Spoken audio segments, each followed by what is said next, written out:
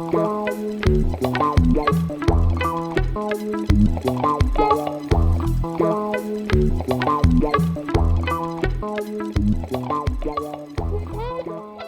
now I want to basically go to the next regime, right, from classical for classical particles. Okay, all right. So now I'm talking about how we solve this particle system. Essentially, it's Newton's equation, but for interacting particle system. So this is Newton's equation, right? F equals ma. So now we assume we have m particles.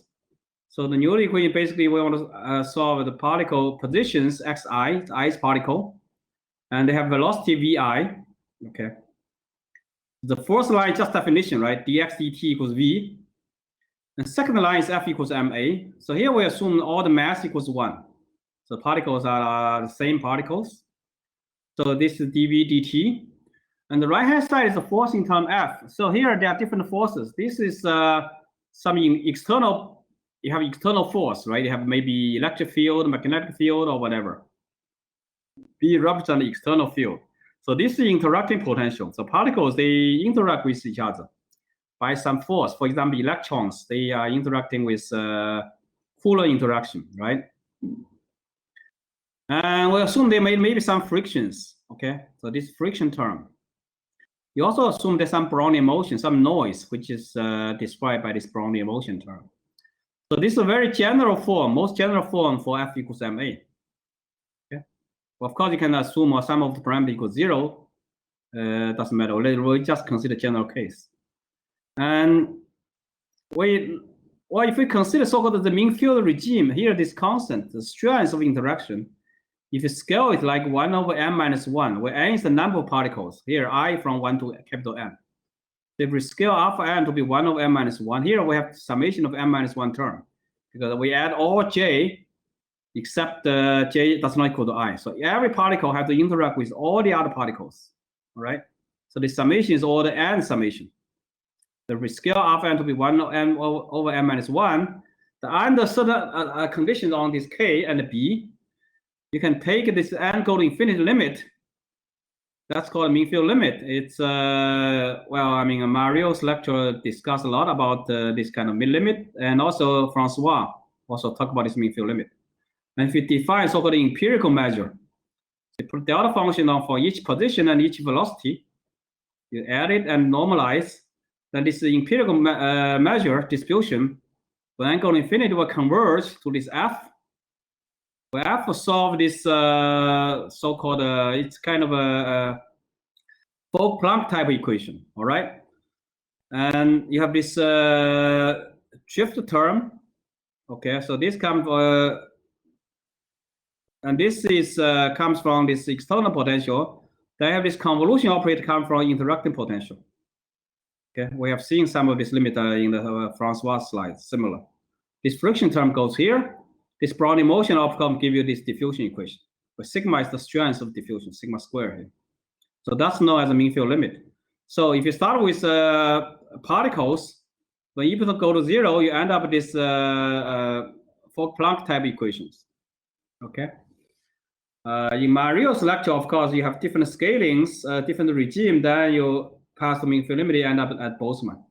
But that's something that we don't know how to do here. But today we're basically derive AP scheme of particle, which when n go to infinity recover this limit.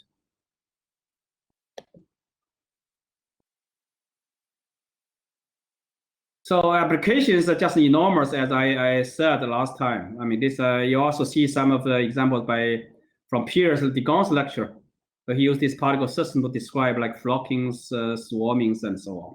But there are many, many applications from physics, chemistry, to biology, and so on, even social science, right? And I've shown you this slides before. The question, the headache here, the computer disaster is this n is just astronomical, all right? So there are all these examples where n is like 10 to the 20. So you simply cannot afford to run this, I mean, this summation term. Remember, for each particle, you have this each xi interact with all the n minus 1 other particles. So that summation is all the n. For each particle, it's all the n summation, but you have n particles. So therefore, for each time step, the computation is all the n squared. If it's a binary interaction, it's order n square. If you have higher than binary, if you have j particles interact, it has order n to the power j. Okay, so this is just impossible to handle an order n computation.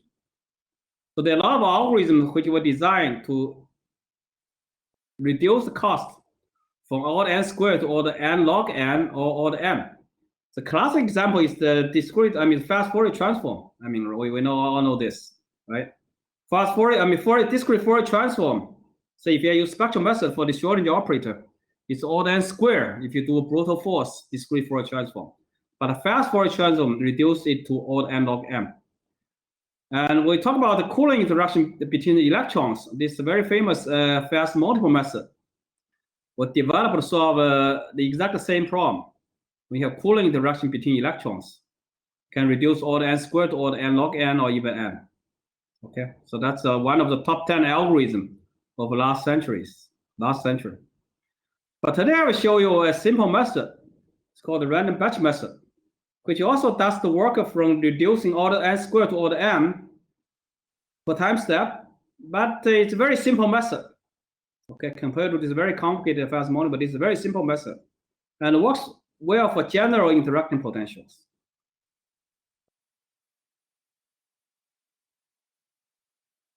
And so it's joint work with Lei Li, who is my colleague in Shanghai, and also Jianguo Liu, a professor at Duke University. It's a very simple method, just 2 steps. Okay. First step, you have particles labeled 1 to n particles. We do a random reshuffle. All right, so just randomly permute, do a random permutation of the index from 1 to n. It's very much like if you play cards, a deck of cards, 54 deck of cards. After each game, you just reshuffle, right? You have to reshuffle the cards. Or if you're in China, you play mahjong games. After you finish one mahjong game, you just reshuffle, all right? And once you do the reshuffle, then you regroup all these particles into little n groups. You have n particle, you randomly group them into little n groups. Each group has only p particles. The key idea is p must be much, much smaller than capital M.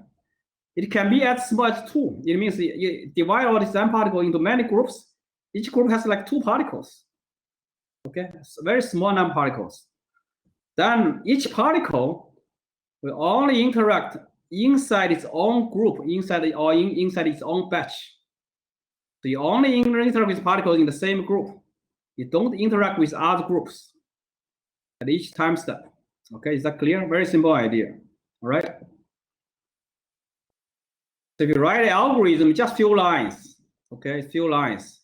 So you pick a time step. It's tau is time step, and then you do this random reshuffling, and then you divide them into little n groups. Then what do you do? This is your original ODE where you have summation n minus 1 summation. But now I only add for each I. You only add those j that's in the same group as I. You only add your own group member. Or you have to scale this constant, all right? You have to rescale constant like this. That's it. Do not change anything else. You only replace this originally n minus 1 summation by p minus 1 summation. Well, with rescaling of this constant here. Okay? You just change you add your 1 line to your code with this random reshuffling, then you change your n minus 1 summation into this p minus 1 summation. It takes you half an hour to program this code. And cost is clearly order m, because now the summation is order 1 summation, because you have only few terms here. If you have 2 particles in each group, you only add 1 term. Clearly it's order 1. If you have few summation, p is order 1. So this is order 1. So for each vi, the computation of each I cost is order 1. You have I particles cost order n.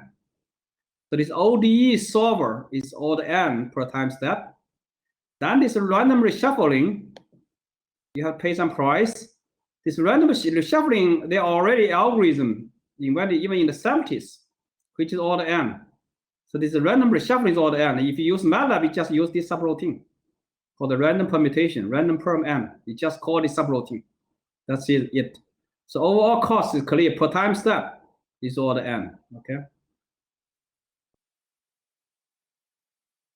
And there's another version, you can do it differently. So another version is that at each time, each step, we have these n particles. I just randomly draw p particles, let them interact. Then put it back. Then draw another p particles, let them interact, then put it back. And after you have done this little n times little p is capital M, then I finish one time step. Okay. So this is what called our random batch method with replacement. Okay. Of course, by doing this, in each time step, some particle may be drawn more than once, and you may miss some particles. But in average, this is also correct. Okay. So this is a different version of a random batch method. Of course, you say, okay, clearly at each step, I save the cost by a factor of n. But the question is, looks like, okay, if each time I only interact, suppose I have 100 particles to interact, each time I only interact with one particle, then I need 100 times longer to finish this my job, right? I'm supposed to interact with 100 particles. Each time I only interact with one, then I take 100 times step to finish my job. Well, if that's the case, then I'm not saving anything, right? I saved each step saved the cost by n, but it takes n times longer to finish same job. Then I'm not saving anything. But the key here, for the method to be effective, this time step needs to be independent of n. That's what I say. It's AP. You have one. It's AP in n, asymptotic-preserving n, the time step. You need to guarantee that. And actually, we're going to prove this for. I mean, we're going to give you theorem which show this is true. It sounds a little bit too good to be true, right? It looks like a crazy idea. But of course, there's some relevant ideas already. And before this work, for example, now the machine learning is a very hot topic. But in my university, every young people in the math want to study machine learning. There's a lot of good jobs out there. In machine learning, actually, the most popular machine learning method is the stochastic gradient descent method, where indeed, if you want to find a global minimum of a non-convex function in very high dimension, usually use gradient descent method to find the minimum, but it's non-convex. Gradient descent method, you may get stuck in some local minimum. You get trapped there. And the idea of stochastic gradient descent is just at each step, we have this loss function, which is summation of many, many functions. At each step, you just randomly select the small batches of this loss function. You only do gradient descent for the small batches. That's called stochastic gradient descent. Where this stochasticity actually gives you some noise, which make it easy to jump out of the local minimum. Okay. And from kinetic community, it's this classical method called direct simulation Monte Carlo. Well, it's a very classical method, a very efficient method to solve Boltzmann equation, where you randomly pick up two particles, let them interact by this conservation laws. All right. That's so-called direct simulation Monte Carlo method. I forgot, in Boltzmann equation, physically, it describes the interaction of two particles. So physically, you have two particles. In our problem, physically, there are m particles interacting. All right, so it's a little bit different. But the methodology is certainly very similar. And also this work by Lorenzo Paraski and LB later by also joined with Jose Carrillo, where they have this small random two batch idea for this mean field equation for flocking models, which are all this method is very similar to this Nambu version of this direct simulation Monte Carlo.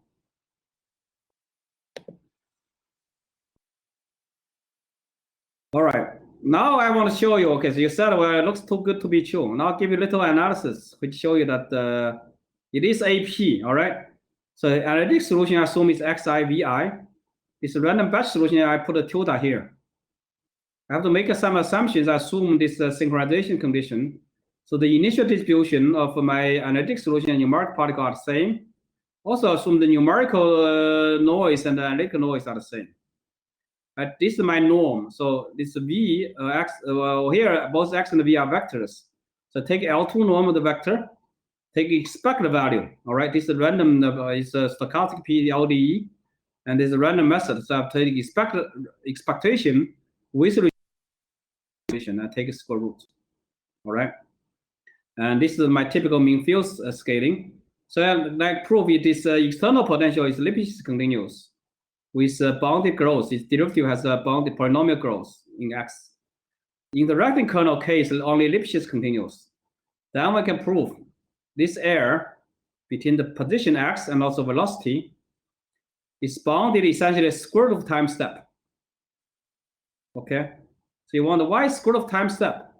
And essentially, we all know this Monte Carlo method, which has an order of accuracy which is half order in the number of samples, right? You have n samples for Monte Carlo simulation. The error is 1 over square root of n. This is half order. Essentially, here we have a random, you have a Monte Carlo in time. Remember, at each time step, we are not doing the right job. We only interact with a few particles. We're not doing the right job.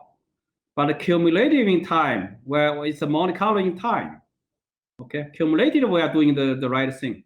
So that's why it's square root in tau. But that's not the very important. What's important is the constant in front of this error. The constant under this condition only depend on time, does not depend on n. Okay, so that's crucial. So the error does not depend on this m, which means that if I want the error to be smaller than say epsilon, my tolerance, I only have to take time step to be epsilon square, but does not depend on n. Okay, so that's what I said. It's uniform in n, so it's AP in n. Okay, so indeed, my cost by effect of n, but does not take n times longer to finish my job. Okay, so I'm being lazy, but I take care of my job by being lazy. Well, actually, we have even for a long time result, we have to make some assumption on this external potential. We assume it's minus gradient of some potential, and this potential, this Hessian matrix potential has to be sort of a positive definite with non-zero eigenvalues. Then we assume that the convexity, where the Lipschitz constant of integral potential is L, we assume this smallest eigenvalue of this Hessian matrix is bigger than 2 times the Lipschitz constant. Then we will assume this error, which we defined previously, this constant actually is independent of time under this condition. If you have a strong, this external potential is strongly convex, then we even, this error is independent of time. So it means even in long time, we still get a very accurate solution in long time, which is a little bit unbelievable. I mean, you said, well, maybe in short time you're okay, right? You have error, you have actual error, but you get a good accuracy in long time. Now you wonder how can this be true? Well, actually, this key lemma which tells you this method is consistent. So remember what I did. Original equation has this term, right? Have summation of order m minus 1 term divided by 1 over m minus 1. I was being lazy. I do not add all the j. I only add those j that's in the same small group batches of I. So I take all the m p sum average, p term sum average instead of n term average. And then you can prove that this is not zero. Clearly, it's not zero. That's a truncation error, right? This truncation error. But I can prove this expected value of this is 0. So it means my average expected value of a small number of a small sample average has the same expected value as my original summation. But this is not very surprising, right? I mean, remember, the US just finished the change of president. But before the election, there are all these polls which ask all these voters who are going to vote for. Well, they're not going to call all the voters because in the US, there are, I don't know, 150 million voters, right? It's a big country. So they're not going to call everyone. They probably call like 1,000 people. Ask, are you going to vote for Biden or Trump? Then they take average. They can predict, well, Biden has, I don't know, 55% of chance of winning, while Trump has a 45%, right? You get this average, which most time is correct. So that's what we do here. We take a small sample. But remember, you have to take a uniform sample. You cannot only call people in California because they all say, well, we will vote for Democrats. If you call Texas, most likely they vote for Republicans. You have to take a uniform sample. Then you get the right average. That's what we do here, okay? We do the random reshuffling, then we pick up the particles, unbiased sampling. Then you get the right average. You can even compute analytically the variance. Okay, so this variance of this approximation is essentially here, given here. But this lambda depends on this k, but it's average k, so this is order 1. You take n-1 summation divided by n-1, it's order 1. But it's interesting is the coefficient, which shows you how it depends on the size of each small batch. It's 1 over p minus 1, where p is the batch size. So if you increase the batch size, you reduce the variance, which is not very surprising, right? If p equals capital N, there's no variance because you are doing original job. There's no variance. So if you increase the batch size, you reduce the variance. Okay. So this is like consistency error.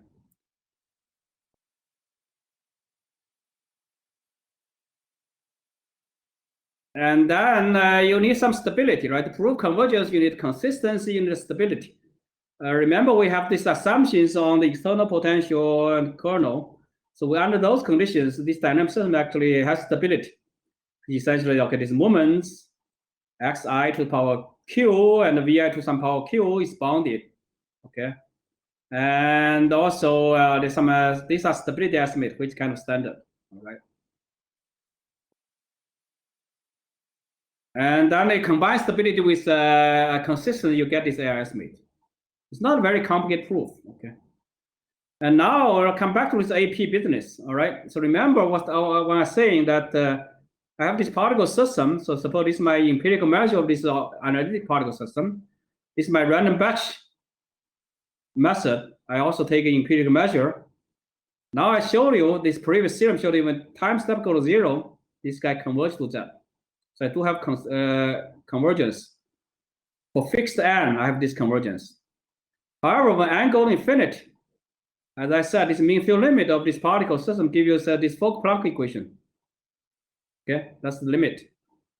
Now, what this means, I mean, this limit usually is always like 1 over n. So the error of the mean field error typically is like 1 over n, 1 over square root of n. So that means when n is very large, my random batch method is not only a good approximation for this particle system, you can view it also as the particle method, numerical particle method for this mean field limit. And the error is just, you add these two error. From here to here is error is all the square root of tau, right? From here to error, from there, this mean field error is like 1 over square root of n. So if you add this error, then I say my particle method, random batch method, is also a good numerical particle method for this mean field limit. So this particle method is not only solve this particle system, but it's also when n is large, also solve nicely this mean field limit. That's what I call this AP. We do have AP for a particle system, which when n goes to infinity, you also solve nicely this mean field limit.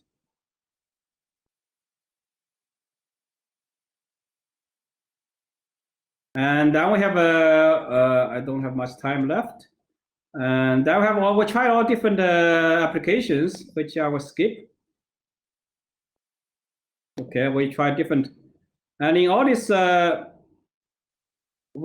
examples, actually, these kernels does not satisfy these assumptions. We have very singular kernel like Coulomb. I show you more realistic application.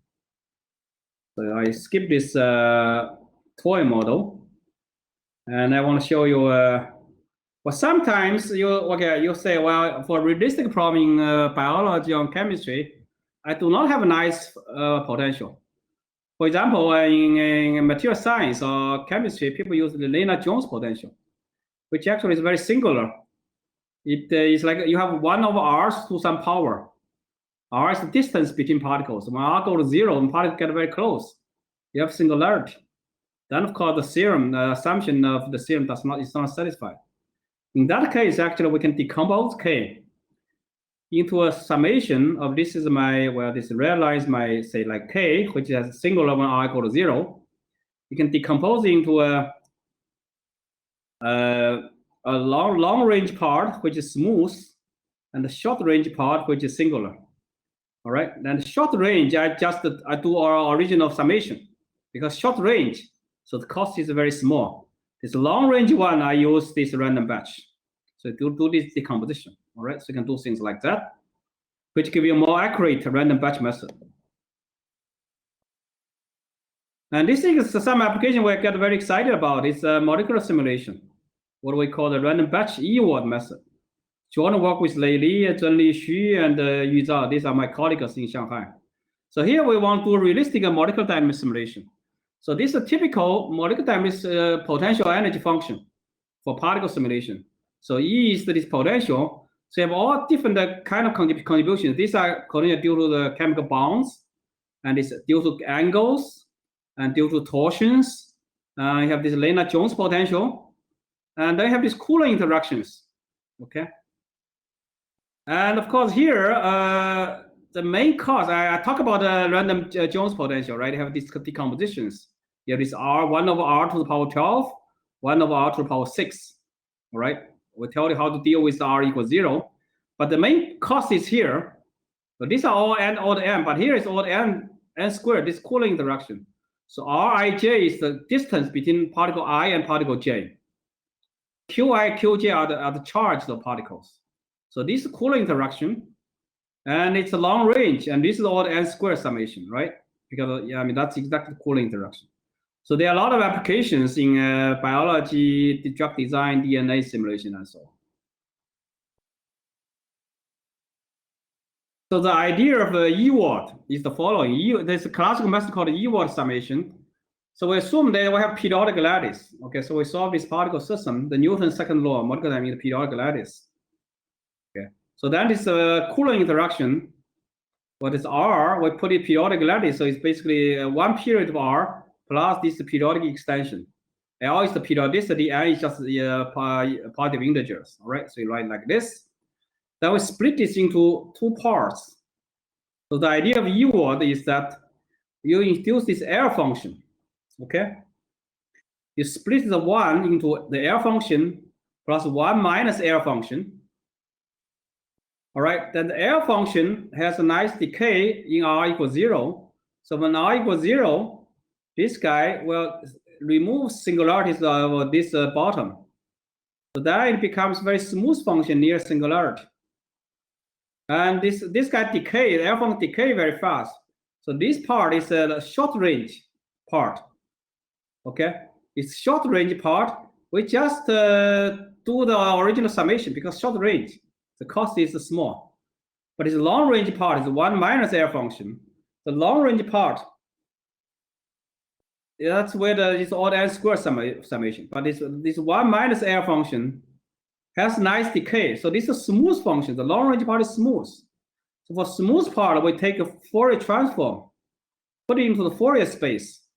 And because it's a smooth function, the Fourier modes will have decay very nicely, right? We know the Fourier smooth function has a nice Fourier decay. In the Fourier number, have this exponential decay mode part. Now the idea for original E-word summation is that because it's exponential decay, we just truncate the high wave modes. When the k is sufficiently large, we just throw it away. All right.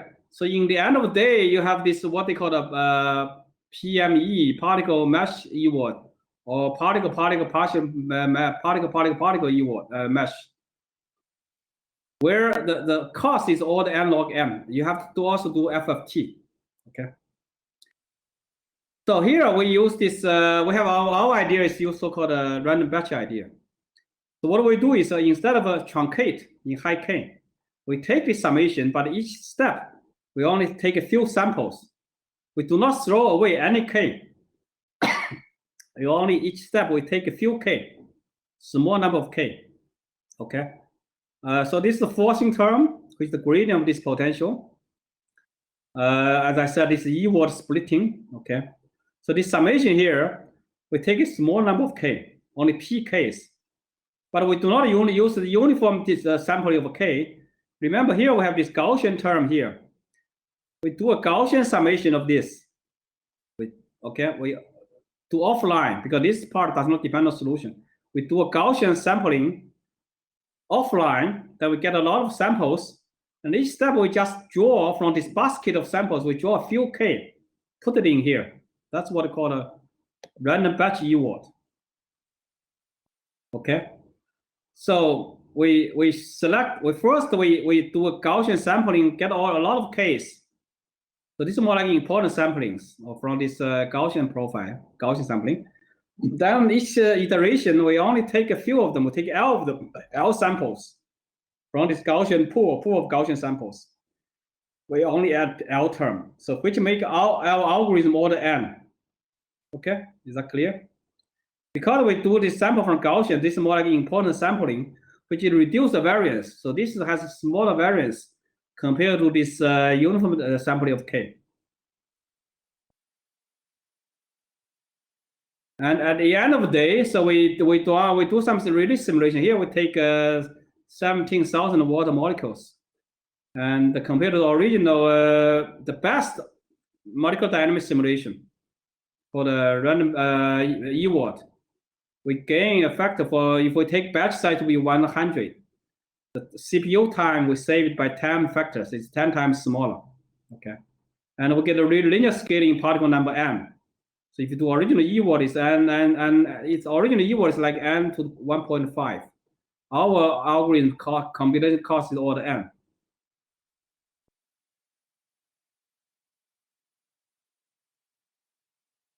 And then Hong Liang is a biophysicist in my institute. So we work together, and we do all atom molecular dynamic simulation for water using this random batch E-word. So we use the biggest supercomputer in SJTU called Pi. We run 10 million water molecules using 10,000 cores. Okay. What's amazing about this method is highly parallel. So all this current state-of-art molecular dynamic simulator, when you use 10,000 cores of computers, it only has like 20% of a parallel efficiency. While our method has almost 100% parallel efficiency. Okay, so it's highly parallel. Not only that, we compare the accuracy. We run the molecular dynamic simulation from femtosecond all the way to nanosecond. So that's the number time step, which is order 10 to the 6 order of magnitude time scale.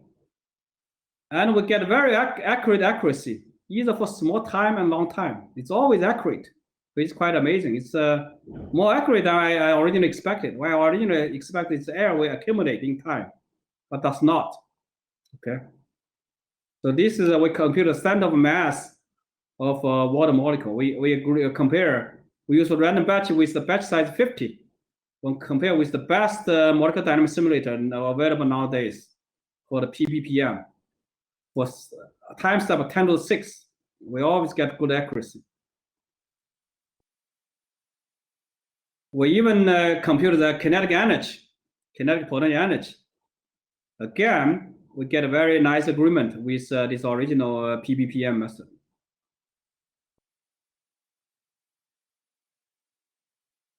All right, so that's a simulation we're currently conducting.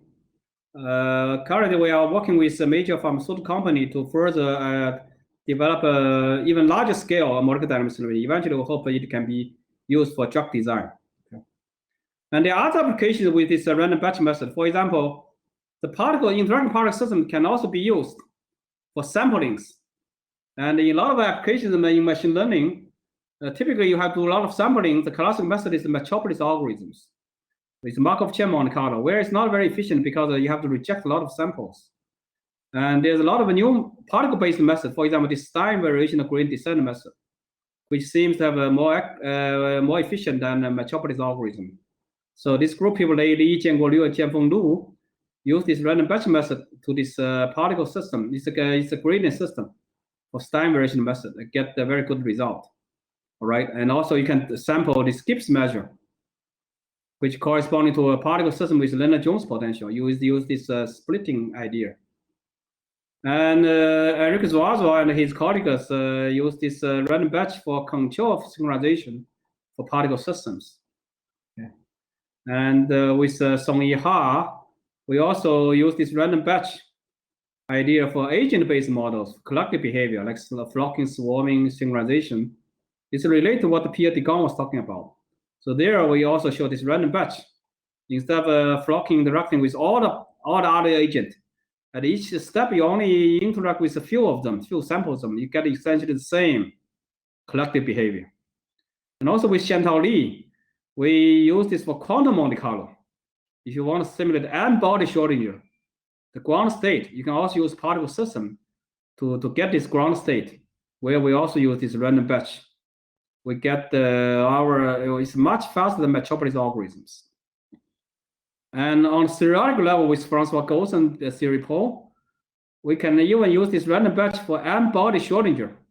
With this n-body Coulomb interaction, instead of use n-body interaction, we use pairwise, random pairwise. Each step we use one particle according to Coulomb with another particle. Actually, we can prove using this norm I showed you, this quantum Weissen's distance that Francois was talking about. We can prove actually you get a uniform in M, this M body, and H bar convergence, but not for wave function, for this what we call the reduced one body density operator. Roughly speaking, it's like this marginal distribution. All right, the marginal one body density distribution. We can prove you get a uniform convergence, the uniform in both capital M, the particle number, and H bar. And I think for that I will stop here. Well, thank you very much. Thank you very much, Xi. We'll have time for some questions.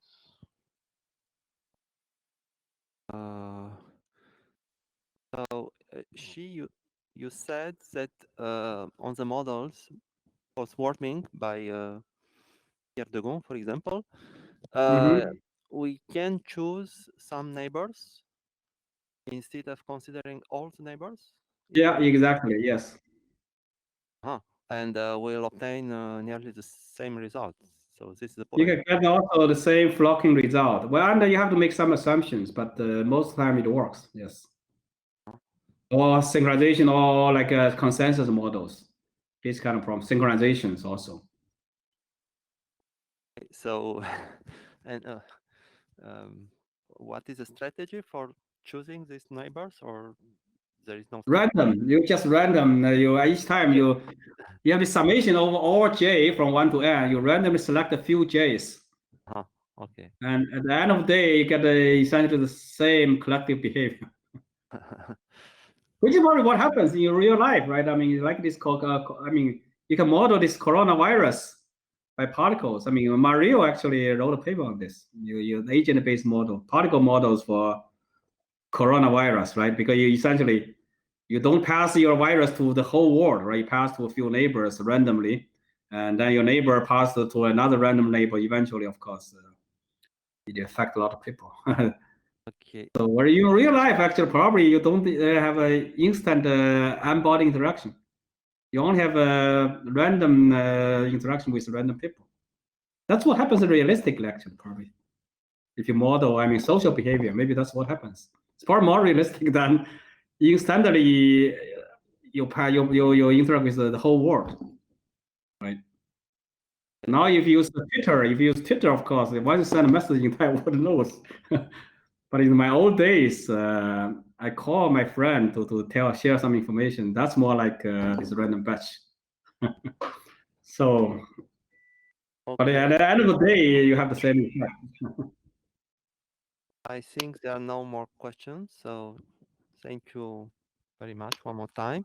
So we have a break until 11:30. Okay, thank you.